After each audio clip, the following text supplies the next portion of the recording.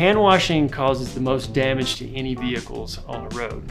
And the reason being is people don't know how to properly do it. If you're gonna hand wash your vehicle, do the research.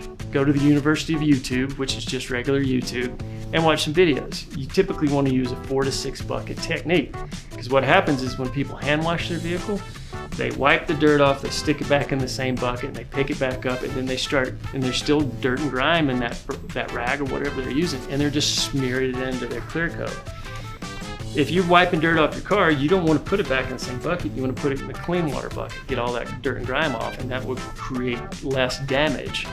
But a lot of people think that they're going to hand wash their vehicle and that's the safest method, but really most people don't know how to properly hand wash their vehicle. And that's the #1 way to damage your clear coat.